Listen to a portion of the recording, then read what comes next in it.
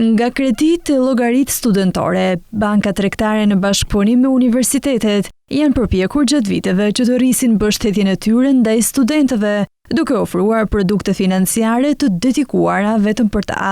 Një nga risitë e vitit të kaluar ishte lidhja e kartës së studentit me kartën bankare. Pas aplikimit për kartë në zyret e fakultetit ose pranë Bashkisë Tiranë, nga marrëveshja e bashkëpunimit që universiteti ka lidhur me një bankë, studentët fitonin akses në një sër shërbimesh. Pra në një kartë vetme, studenti mund të blejë produkte dhe të marrë shërbime me çmime më të reduktuara, por gjithashtu të kryejë pagesa nga llogaria e tij bankare që nuk mban asnjë komision. Gjithashtu, universitetet hapin një llogari në bank për studentët që përfitojnë nga bursat e ekselencës, ndihmë ekonomike apo mbështetje të tjera nga shteti, me qëllim derdhjen aty të fondeve.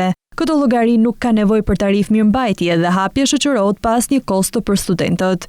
Nga ana tjetër, kredia studentore është një tjetër instrument financiar që synon të mbështesë të rinjt për të përballuar shpenzimet e studimeve dhe të jetesës. Përmes kësaj skeme, studentët kanë mundësinë të përfitojnë një shumë të caktuar financiare, e cila përdoret për pagesën e tarifës së universitetit dhe për mbulimin e kostove të tjera të lidhura me studimet. Kredia studentore është marrëveshje bashkëpunimi me disa prej universiteteve më të mëdha në vend, me anë të së cilës mundësohet kredia me 0% interes. Studenti paguan plotësisht studimet e tij me koste dhe interesi dhe komisioni i kredisë paguhen nga universiteti. Aplikimi mund të bëhet nga e-Albania brenda 30 ditëve nga fillimi i vitit akademik, duke filluar nga data 6 tetor 2025 deri më datë 5 nëntor 2025. Përfitimi i kredisë studentore ndihmon në rritjen e aksesit në arsimin e lartë dhe ofron mbështetje të qëndrueshme financiare për të rinjt që dëshirojnë të ndjekin studimet universitare, pavarësisht gjendjes së tyre ekonomike. Bankat kanë investuar edhe në bankingun digjital, ku studentët mund të marrin shërbime të dedikuara në aplikacionet e tyre.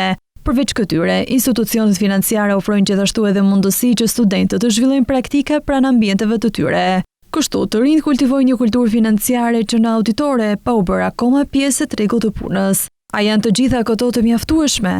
Studentët janë një hallkë e rëndësishme e shoqërisë dhe në një vend si Shqipëria që pritet të bëhet së shpejti pjesë e Bashkimit Evropian, studentit shqiptar duhet i ofrohet të njëjta mbështetje siç i ofrohet një studenti evropian.